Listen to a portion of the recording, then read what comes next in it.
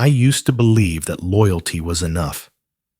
I stayed late, fixed bugs nobody saw, held the system together while everyone else slept. Then one morning, my boss stood in front of the entire team and laughed. "Ethan's still stuck in the Stone Age. Thank God we've got Marcus now." I didn't say a word. I just smiled and walked away. 3 days later, the system crashed. Emails piled up, phone calls turned frantic, and they learned the hard way.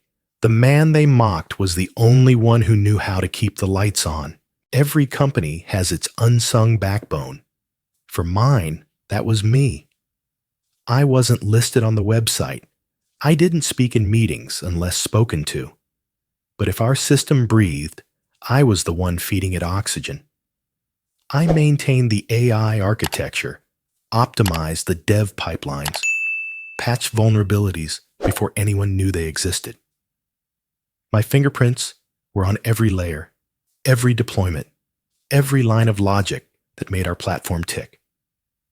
That night, like countless others, I left the office at 3:07 a.m. The halls were dark, only the humming of cooling fans for company.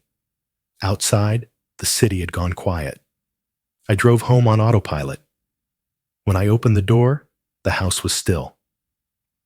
On the kitchen counter sat a foil-covered plate and a folded note. I lifted the paper. Crayon lines scribbled across it.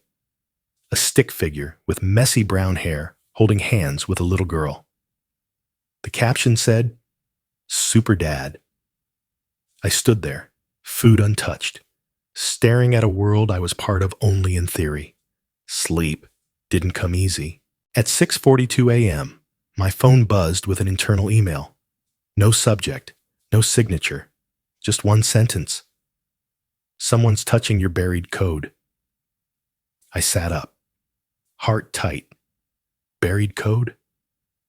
I hadn't thought about that snippet in months. It was a self-correcting script I wrote in my first year. Too experimental to share. Too powerful to delete. Hidden deep in the back end. Undocumented. No one should have even known it existed. At 8:15 a.m., I walked into the office and met the new face in charge. Trent wore a blazer like armor and a smile like a marketing slogan. "Ethan, right?" he said, reaching out. "Heard you're the quiet wizard behind our magic." I gave a half nod. "Just doing my job." He chuckled. "Well, I'm all about visibility. Gonna shake things up a bit." Translation: he didn't care how things worked, as long as they looked shiny in a quarterly report. Later that day, while reviewing access logs, I saw something that froze me. Marcus. The intern I mentored 2 years ago. He had accessed the encrypted archive where I'd stored internal research notes, stuff never meant for production, let alone presentation. A knock at my door. "Hey, Ethan," Marcus said, stepping in with too much confidence for someone still learning what a Docker container was. "Need your input. Just cleaning up some legacy logic." He gestured to a printed page. "My notes, formatted differently. No attribution." I scanned it, then met his gaze. "Where did you find this?" He shrugged. "Oh, someone passed it down. Just trying to modernize things." That night, I couldn't eat. Again. My wife asked why I looked like I'd swallowed nails. I didn't answer. I couldn't. All I saw was Marcus, holding my code like it was his idea. The next morning, the weekly engineering sync began as usual, except for the big reveal. Trent clicked through slides with dramatic flair. "We're moving into the future," he declared. "Automation will streamline everything. Thanks to Marcus and his groundbreaking auto-recovery scripts, we're ahead of schedule." I stared at the screen. My code, just rewritten enough to hide the signature. Trent went on. "Sometimes, to innovate, you've got to let go of old habits. Ethan, no offense, but the industry's changing. Marcus gets that. The room chuckled nervously. I didn't. Later, as I passed the glass conference room, I overheard Marcus whispering into his phone. He's still here. Yeah. I don't know how long we can keep the act going if he doesn't leave. That night, I came home early, relatively. My daughter was already brushing her teeth.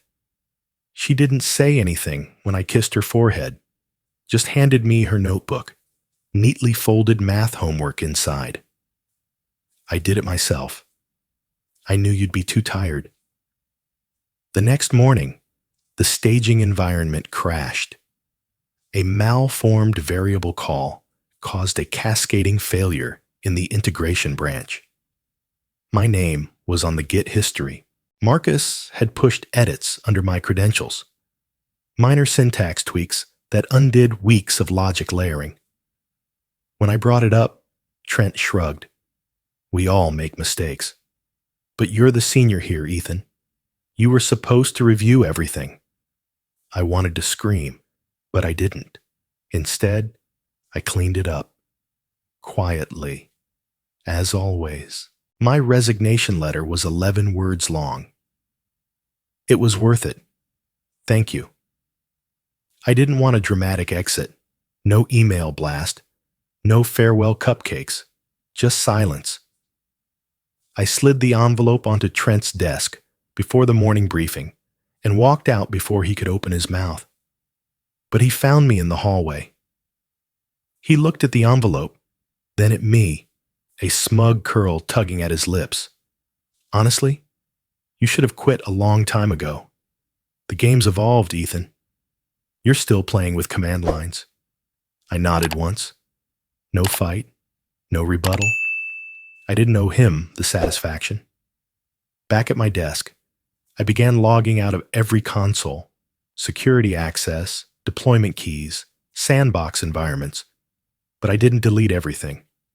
I left one door open, hidden behind 3 dummy cron jobs and buried under archived scripts, a simple backdoor, my failsafe.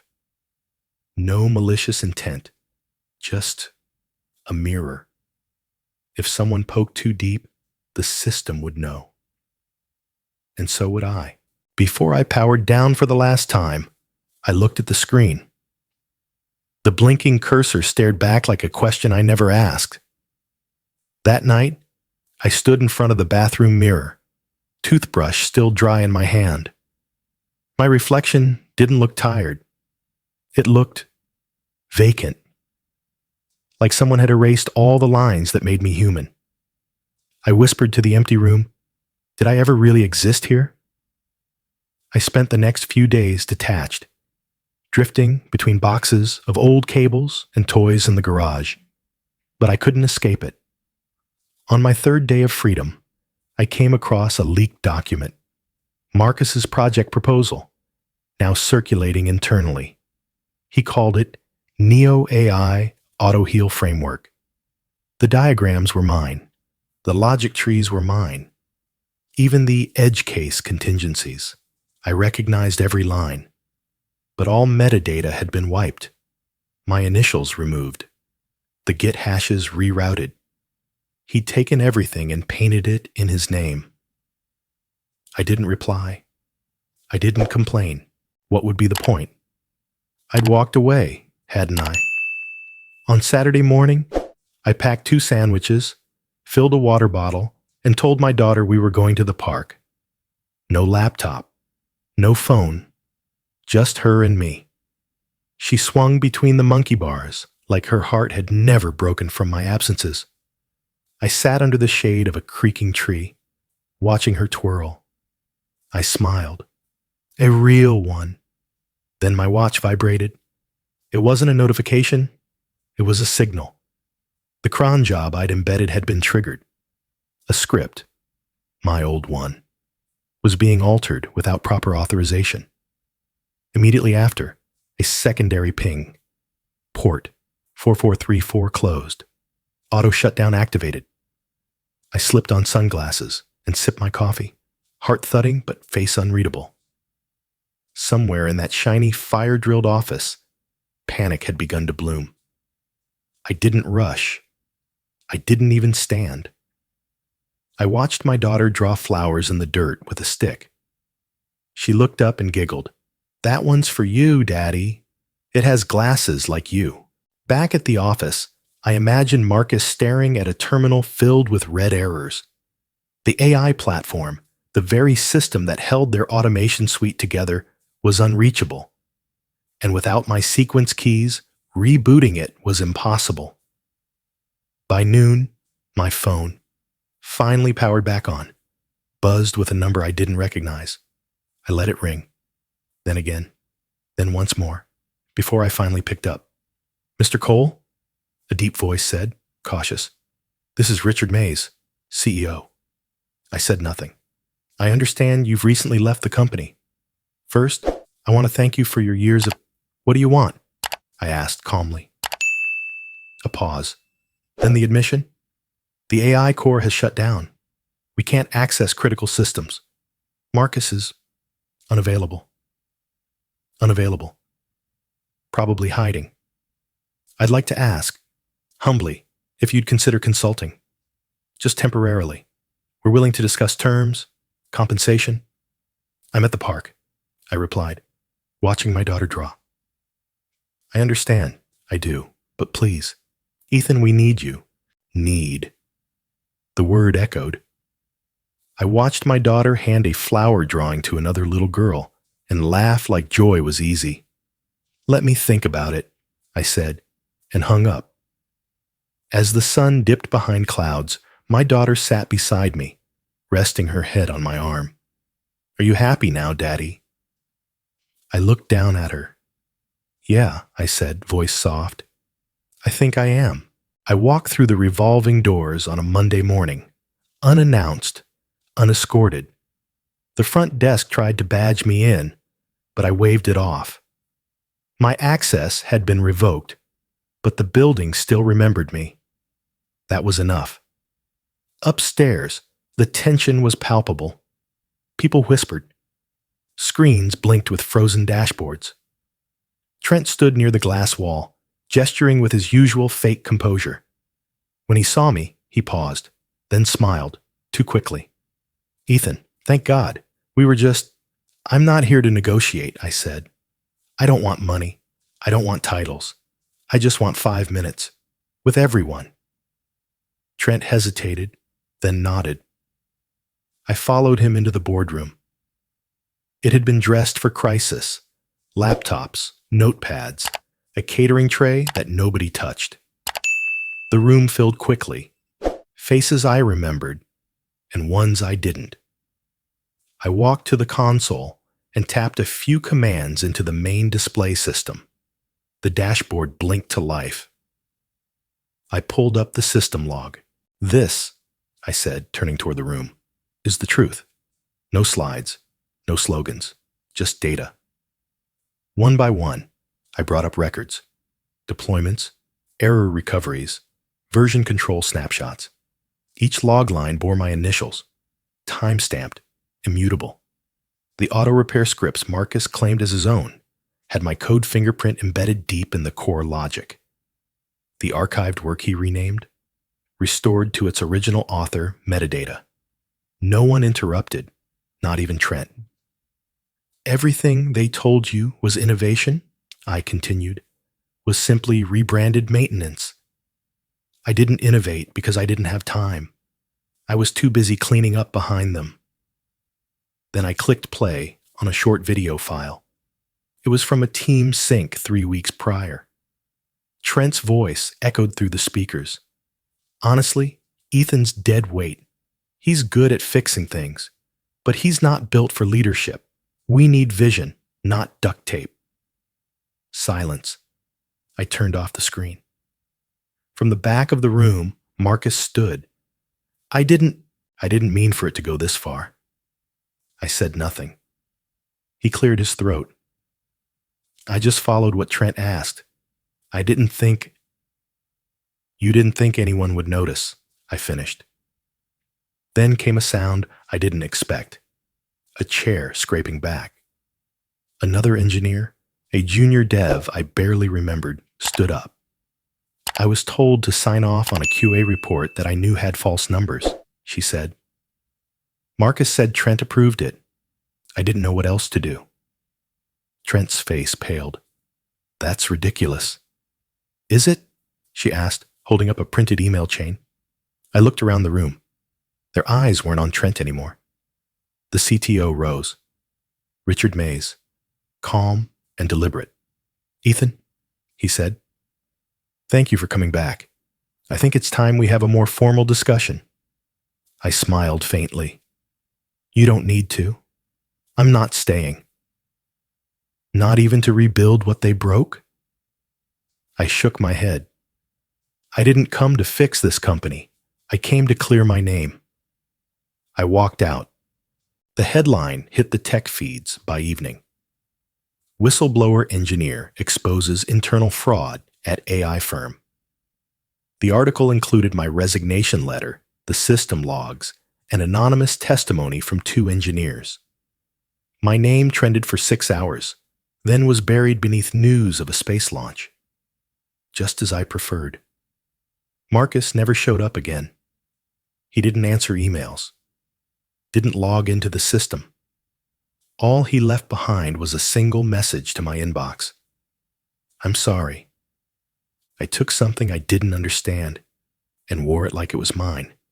You didn't deserve that. I didn't reply. 2 days later, I returned to the office. Not for a meeting, just to collect a notebook I'd left behind. I walked the halls slowly. Every room buzzed with stress, rewrites, audits, apologies. I reached my old desk. It hadn't been cleaned out. On the monitor was a sticky note.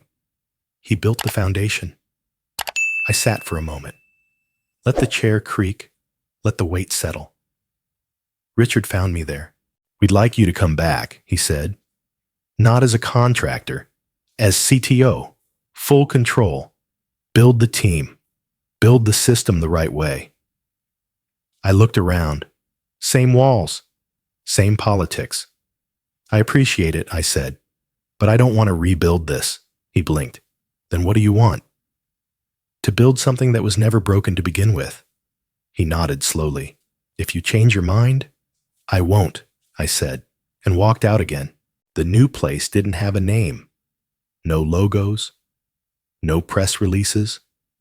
Just a small converted warehouse with aging brick walls and a lot of natural light.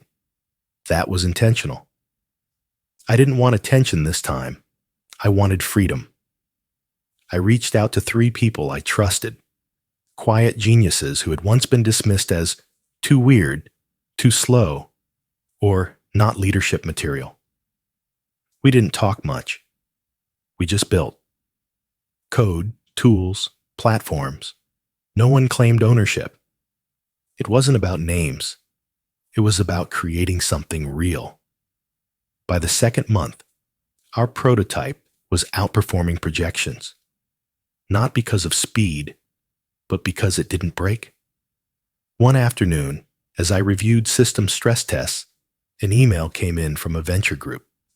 Polite, flattering, full of buzzwords. They wanted in, but with a catch. We'd love to position you as the visionary. Their pitch read, let us reshape the narrative. Your fall, your redemption, your rise. There's power in a story, Ethan. Let us help you tell yours. It wasn't surprising, but it still made my stomach turn.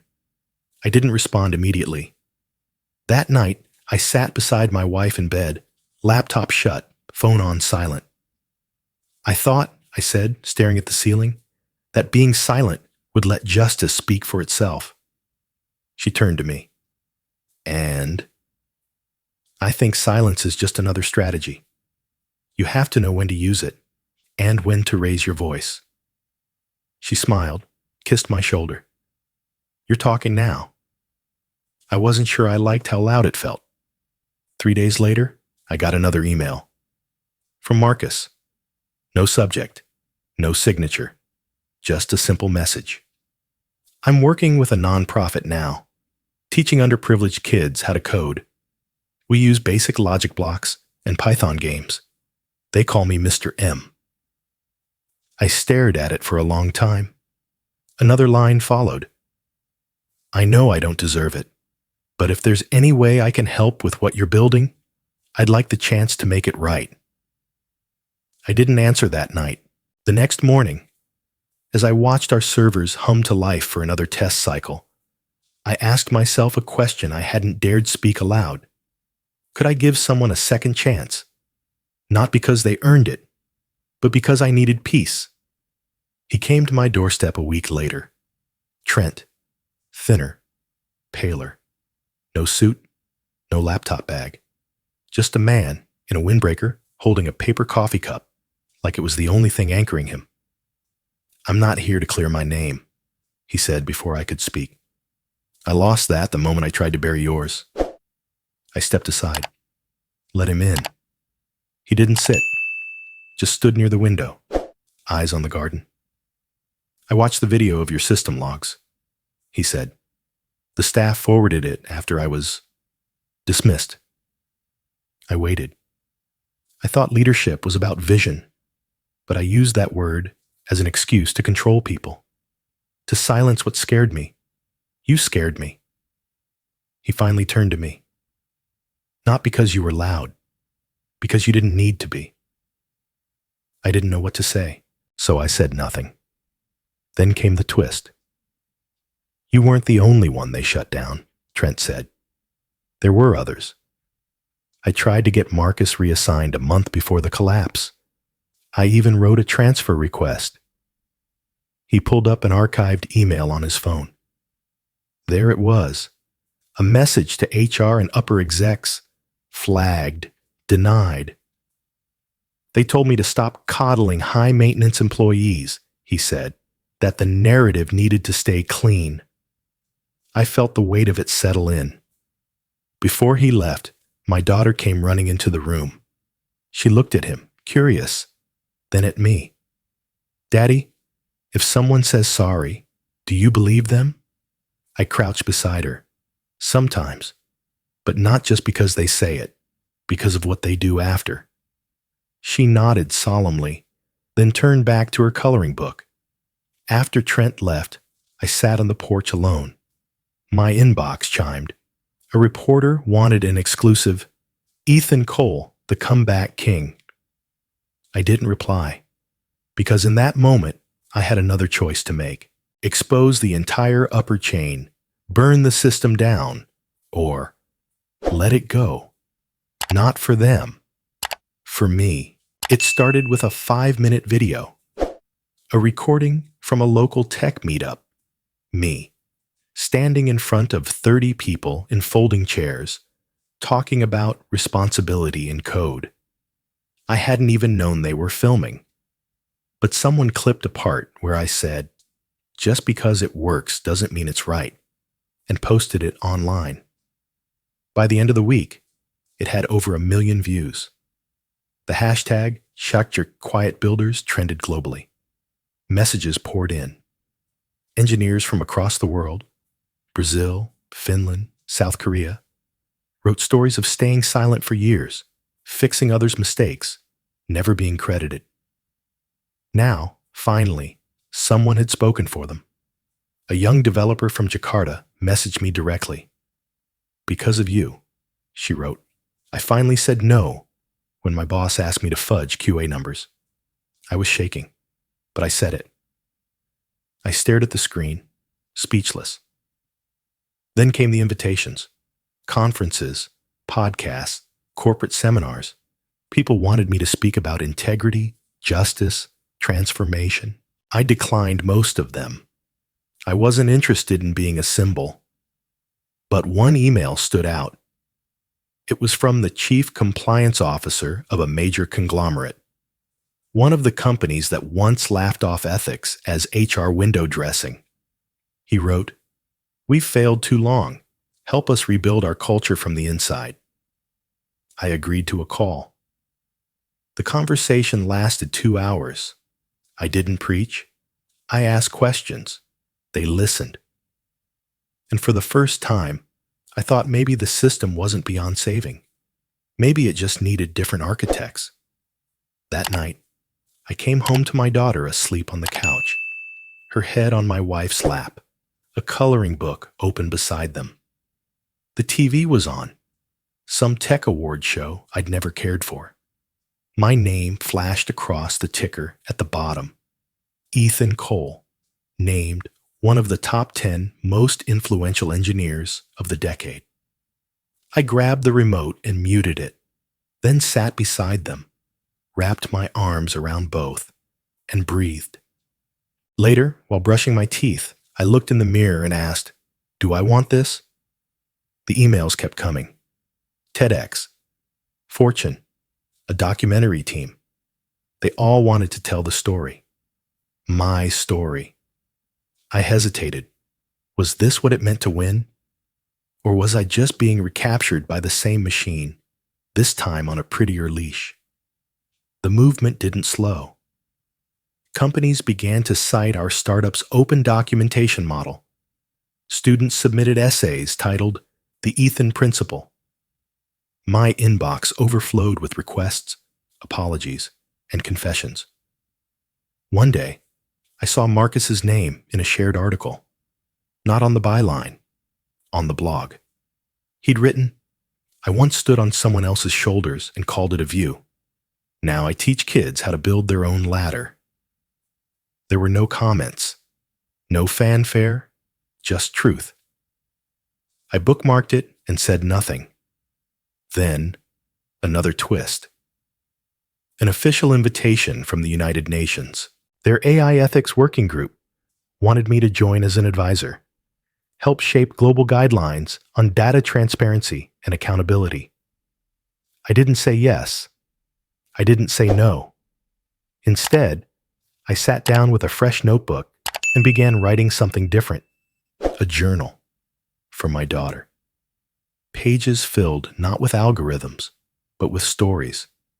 What I'd learned, what I'd endured, what I'd nearly become.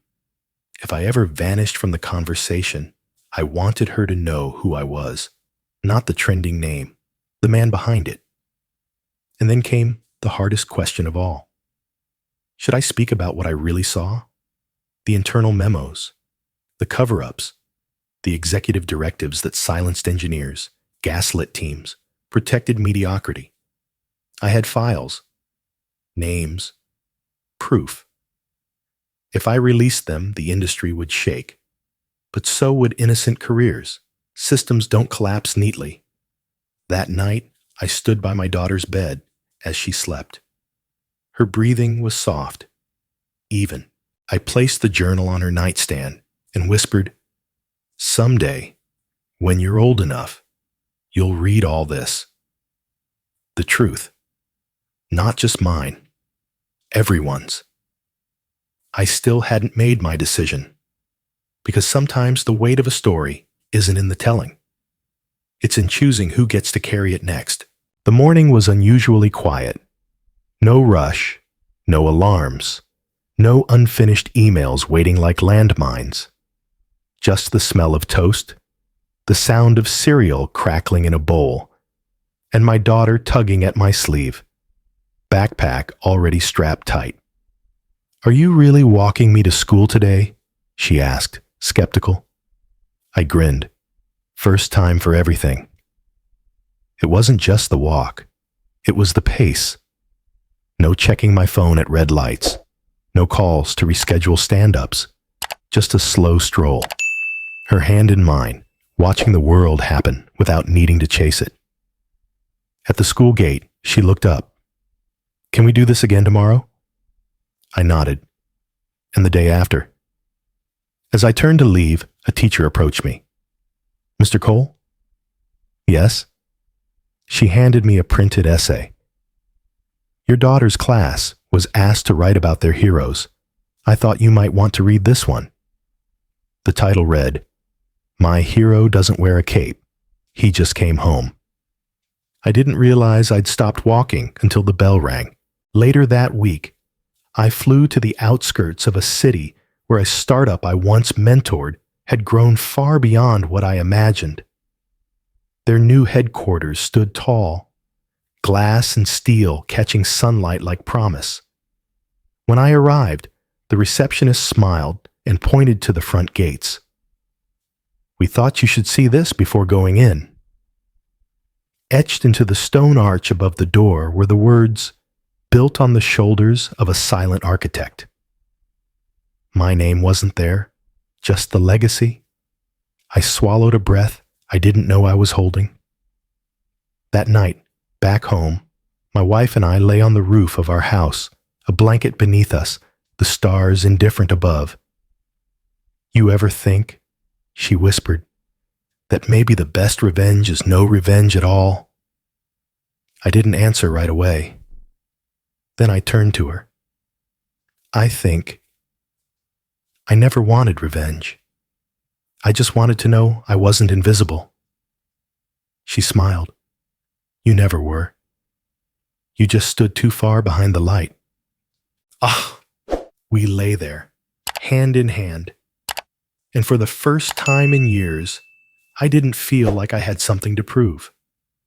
Months passed, and then came another letter, this time from a small island nation building its first digital infrastructure. Their education minister had read one of my essays. They didn't want a keynote speaker. They didn't want a public figure. They wanted help designing a system where no voice could be quietly erased. I read the letter twice, and then passed it on to one of my former mentees. She flew in my place. At the press event, when asked why Ethan Cole wasn't there, she smiled and simply said, "Because he doesn't need to be seen to be heard." A few weeks later, a small envelope arrived. Inside was a note written in a child's hand. "My hero is someone who never went on TV, but my dad says he helped a whole country tell the truth."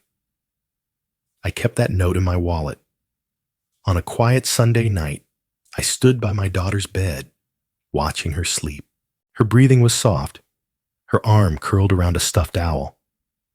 I bent down and whispered, "One day, someone might question you, your worth, your place, your voice. When they do, don't shout. Just smile, like your dad did." Then I tucked the blanket closer around her shoulders and turned off the light.